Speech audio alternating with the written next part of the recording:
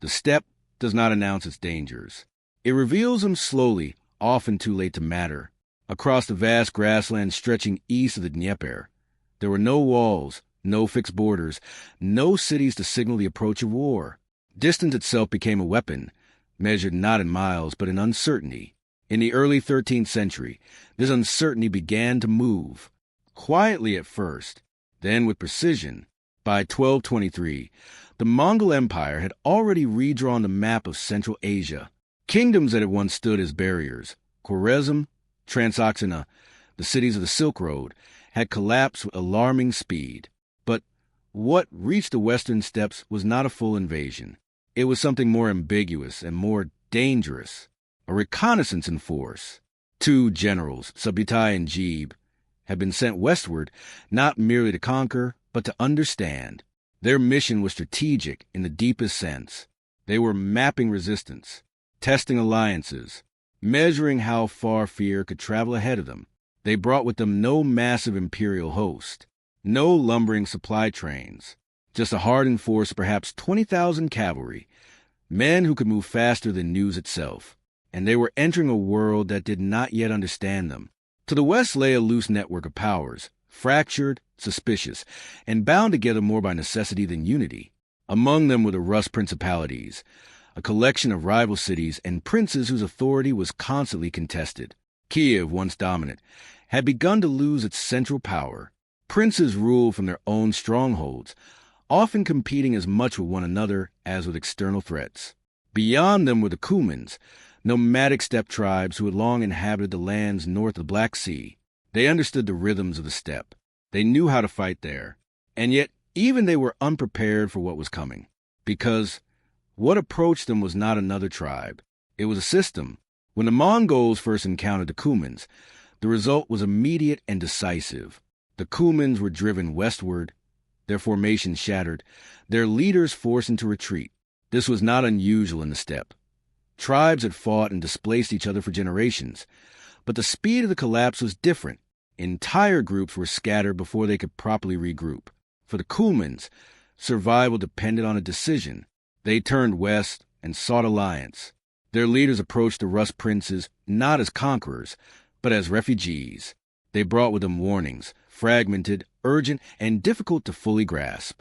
They spoke of an enemy that did not behave like others, one that did not stop after victory, one that pursued relentlessly across distances that should have ended any campaign.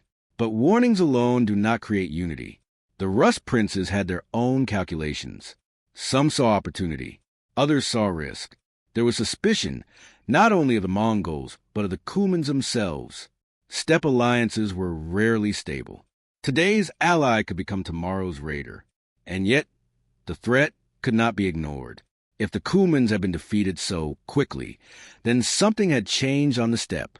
Gradually, a coalition formed. It was not a unified army in the modern sense. There was no single command structure, no shared doctrine. Instead, it was a convergence of forces, each prince bringing his own contingent, his own objectives, his own expectations of how the campaign would unfold.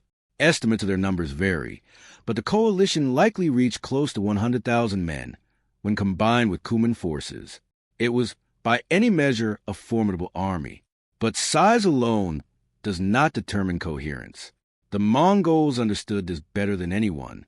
Subutai and Gebe did not rush forward to meet this coalition. They withdrew. At first, this seemed like confirmation of victory. The enemy was retreating. The steppe, once again, appeared to behave as expected. Pressure applied, and the opponent gave ground. But this withdrawal was deliberate. The Mongols moved in controlled stages, maintaining distance while remaining just visible enough to be followed. They did not scatter. They did not panic. They retreated in a way that suggested vulnerability, without ever fully exposing themselves. Behind this movement was calculation. Every mile the coalition advanced pulled it further from its base. Supply lines stretched thinner. Coordination between different contingents became more difficult. The princes, already divided by politics, began to operate with increasing independence. There was no unified pace. Some pushed forward aggressively, eager to engage. Others lagged behind, cautious or constrained by logistics. Communication across the coalition became inconsistent. Messages took time. Decisions were delayed or made without full awareness of the broader situation. And still, the Mongols retreated. Days turned into weeks. The pursuit continued across unfamiliar terrain. The Rus forces, accustomed to fighting closer to their own territories, were now deep within the open steppe. There were fewer natural reference points, fewer secure positions. The land offered little in the way of defense, only distance, and distance for the Mongols was an advantage. Their cavalry could cover vast ground without exhausting themselves. Their logistics were built around mobility, each warrior managing multiple horses, rotating mounts to maintain speed. They did not rely on long supply trains. They carried what they needed, and they took what they could from the land. The coalition could not match this. As they advanced, their formations began to stretch. The vanguard, often composed of more aggressive or confident units, moved ahead of the main body. Behind them, other contingents followed at varying speeds. The overall force, once concentrated, began to fragment into separate elements. This was not immediately visible as a weakness, for within each group, the army still appeared strong, still advancing, still in control. But from a distance, from the perspective of the Mongol commanders, the shape of the coalition had changed. It was no longer a single army. It was a series of isolated parts. Subutai and Jeeb had seen this before. They had faced larger forces in Central Asia. They had observed how coalitions formed under pressure and how quickly they could unravel once movement disrupted coordination. Their approach was not to confront strength directly, but to reshape it, to turn size into vulnerability. The retreat continued until the coalition had been drawn far enough that withdrawal would be difficult, far enough that cohesion had already begun to weaken. Then the Mongols stopped, not abruptly, not with a sudden reversal that might alarm their pursuers, but gradually, subtly, they began to change their behavior. Scouts appeared more frequently. Small engagements took place at the edges of the coalition's advance. These were not full battles, just brief contacts, probing actions, testing reactions. The Rus and Kuman forces responded as expected. They pushed forward. Each small success reinforced the belief that the enemy was faltering, that the long pursuit was nearing its conclusion, that victory was within reach. But the Mongols were not reacting. They were guiding. By the time the coalition approached the Kalka River, the conditions had been carefully shaped. The terrain offered both opportunity and risk, open enough for cavalry maneuver, yet bounded by features that could restrict movement if not properly managed. For the Mongols, this was sufficient. For the coalition, it was unfamiliar. And unfamiliar terrain, combined with fragmented command, creates uncertainty. As the various contingents arrived near the river, they did not assemble into a single coordinated formation. Instead, they approached in sequence, each group arriving at different times, under different assumptions about the enemy's position. Some believed the Mongols were still retreating. Others believed they were preparing to stand and fight. There was no unified understanding, only momentum. And momentum, once established, is difficult to slow. The vanguard, composed largely of Kuman forces and forward Rus units, pressed ahead, crossing terrain without waiting for full support from the rest of the army. Behind them, other contingents followed, but not in close coordination. Distance remained between them, distance that, until now, had seemed manageable, distance that would soon become decisive. Because the Mongols had not been retreating to escape. They had been retreating to choose. And now, at the Kalka River, they had chosen. The coalition had arrived not as a single force, but as a series of advancing fragments, each strong in isolation, but vulnerable in sequence. Subutai and Jeeb did not need to defeat 100,000 men at once. They only needed to defeat them one part at a time. The steppe had offered them the space to do it. And the coalition, without realizing it, had given them the structure. What followed would not be a single battle in the conventional sense. It would be a controlled unraveling, a moment where pursuit turned into exposure and exposure into collapse. But at this point, standing on the edge of engagement, none of the Rus princes could yet see the full shape of what they had entered. They saw an enemy that had retreated. They believed they had forced it to stand, and they prepared to finish what they thought had already been won. The first signs of battle did not arrive as a unified clash. They emerged as fragments. Along the forward edge of the coalition, the Cuman cavalry moved ahead of the Rus contingents, driven by urgency more than coordination. They had already faced the Mongols once and been broken. Now, with allies beside them, they sought to reverse that outcome. Their movements were fast, but not synchronized with the forces behind them. This mattered, because the Mongols were already in position.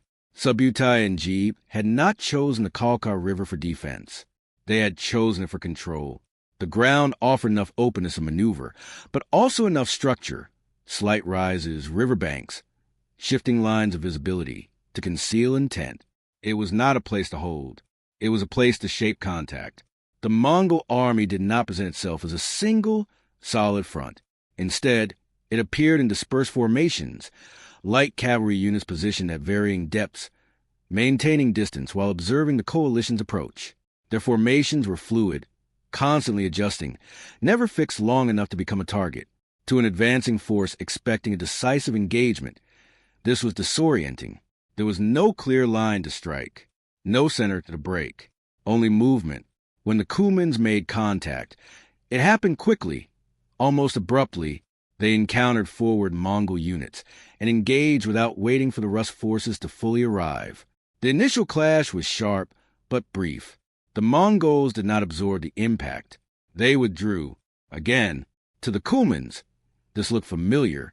It resembled the earlier retreat, the same pattern they had been following for days. But there was a difference now, one that was not immediately visible. The withdrawal was shorter, more controlled.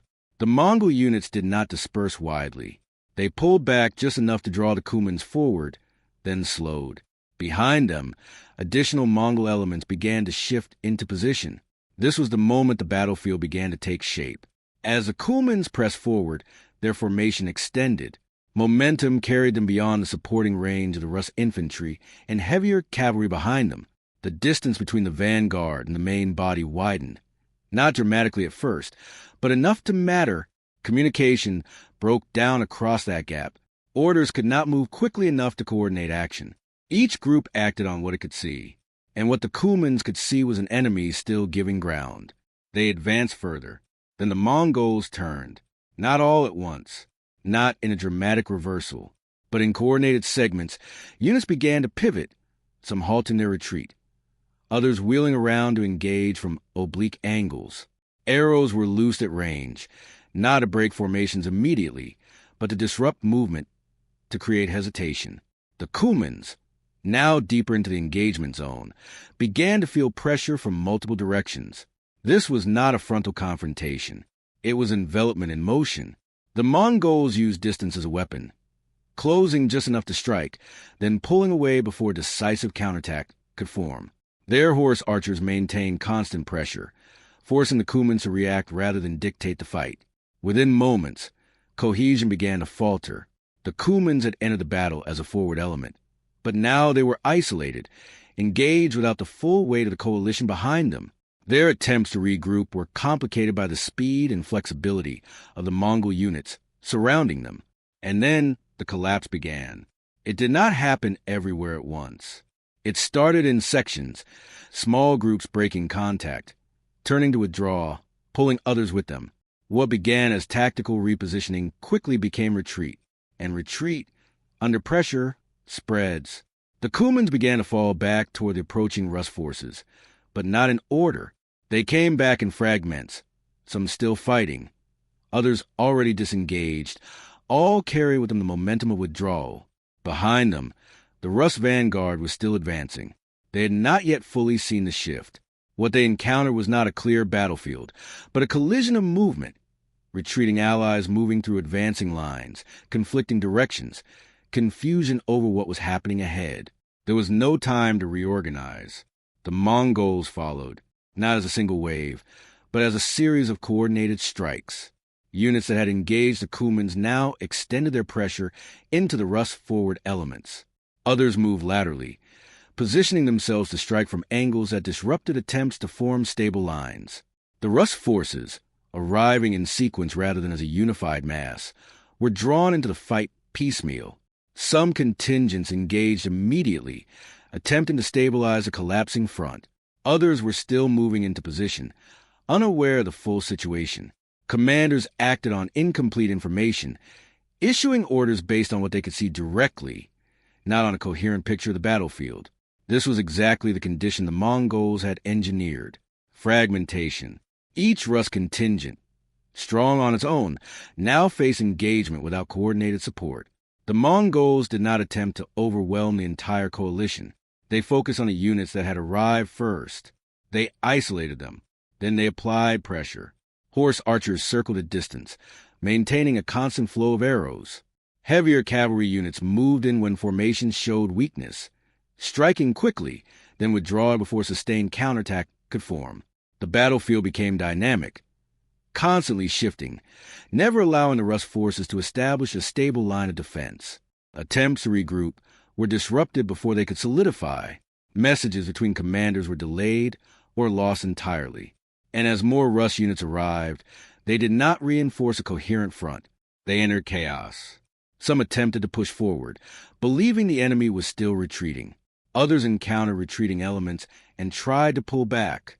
There was no consistent direction of movement, only conflicting actions across the field. The Mongols exploited this relentlessly. They identified gaps, not physical gaps in a line, but gaps in coordination. Moments where one unit advanced while another hesitated. Points where communication had failed. They struck there, concentrating force locally while avoiding direct confrontation with larger, organized groups. This was not accidental. It was method.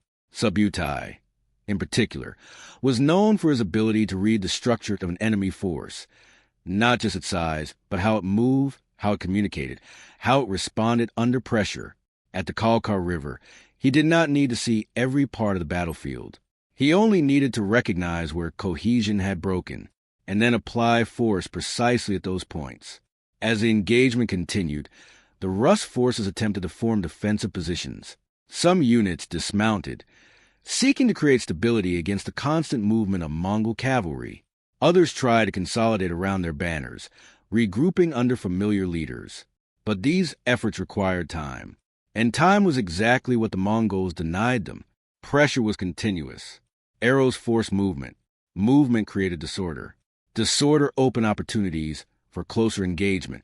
And each engagement, even if small, added to the cumulative strain on the coalition. Fatigue began to set in. The Rus forces had marched long distances in pursuit. They had entered battle without full coordination. Now they were reacting to an enemy that dictated the pace of engagement. The Mongols, by contrast, controlled their own tempo. They rotated units. They managed distance. They engaged when advantageous and withdrew when necessary. Their structure allowed them to maintain cohesion, even as the battlefield shifted around them. This asymmetry became increasingly visible. Where the coalition fragmented further, the Mongols remained organized. Where the Rus commanders struggled to communicate, Mongol units operated with consistent intent. And as the battle extended, the initial imbalance, created during the long pursuit, began to translate into something more permanent: control. By the time the main body of the Rus army had fully arrived, the battle was no longer a contest between two organized forces. It was a series of engagements, already shaped by earlier collapse. Some princes attempted to rally their troops for a coordinated stand. Others, recognizing disorder, began to withdraw toward more defensible positions. But these decisions were made independently, without unified direction. The coalition that had formed days earlier no longer functioned as a single army. It had become what the Mongols needed it to be: separate, exposed, and already beginning to break under pressure that did not come from a single decisive blow, but from a system designed to prevent recovery. The Kalka River was no longer just a location. It was a point of transformation, where numerical strength lost its meaning and structure determined survival. And by this stage of the battle, that structure no longer belonged to the coalition. It belonged entirely to the Mongols. Collapse rarely announces itself. It begins as pressure, subtle, uneven, difficult to define. At the Kalka River, that pressure had been building for hours. not through a single decisive blow, but through accumulation. Each disrupted formation, each delayed command, each isolated engagement that prevented the coalition from becoming whole again. By the time the Rus commanders began to recognize the scale of the problem, the structure of their army had already changed. What remained was no longer a coordinated force. It was a collection of positions, each under strain. Some of the Rus princes attempted to impose order. They gathered what forces they could: infantry, dismounted cavalry, remnant of earlier engagements, and formed defensive lines, shields locked, standards raised. A deliberate effort to create stability in a battlefield defined by movement. For a moment, it held. The Mongols did not immediately press these formations with direct assault.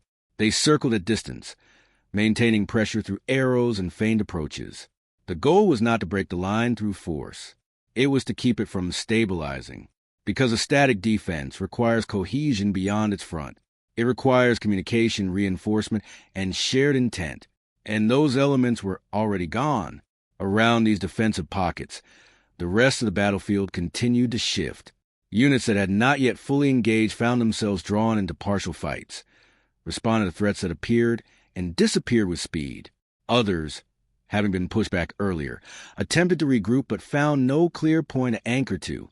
The coalition had lost its center. Without that center, every decision became local. Every commander acted on immediate necessity rather than coordinated strategy. And this fragmentation created the final condition the Mongols required: isolation. Subutai's approach at this stage was not to crush resistance everywhere at once. It was to reduce it systematically, deliberately, by separating each remaining pocket of strength from the others. He understood that time now favored him. The Rus forces were fatigued, disoriented, and increasingly uncertain of the broader situation. The Mongols, by contrast, retained clarity. Their units operated within a shared framework. They knew when to engage, when to withdraw, and where pressure needed to be applied. One by one, the isolated formations began to give way. Some collapsed under sustained harassment, arrows breaking cohesion, followed by sudden cavalry charges that exploited moments of weakness. Others held longer, but were gradually encircled, cut off from any possibility of reinforcement. In several cases, retreat became the only option, but retreat on a battlefield already fragmented does not restore order. It accelerates collapse. As units began to withdraw, they moved not toward a unified rear, but into uncertain space, areas where other elements of the army were already in disarray. Paths overlapped, movements conflicted. What might have been an organized fallback turned into further disruption.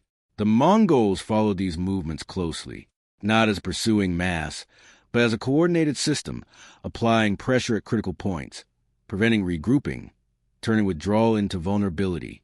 The battle extended beyond a single line. It became a rolling engagement across the terrain surrounding the Kalka River. And within that shifting landscape, one final effort at resistance emerged. A group of Rus princes, recognizing the impossibility of restoring full coordination, withdrew to a more defensible position, a hill or elevated ground near the river. There, they attempted to establish a fortified camp. Wagons were drawn together, defensive structures improvised. The intention was clear: to create a position that could withstand the mobility of the Mongol cavalry, to force a different kind of fight. For 3 days they held. The Mongols did not rush this position. They surrounded it, cut off from movement. The defenders relied on what supplies they brought with them. There was no reinforcement, no communication with other surviving elements of the army, only the awareness that the larger battle had already been lost. Inside the camp, the atmosphere would have shifted from urgency to inevitability. Decisions became constrained by reality. Fight, hold, or negotiate. Eventually, negotiation was attempted. Envoys were sent. Terms were discussed. The Mongols agreed, or appeared to. The Rus leaders were assured that surrender would spare their lives, that the conflict, having reached its conclusion, no longer required further bloodshed. It was a calculation, one made under pressure with limited options.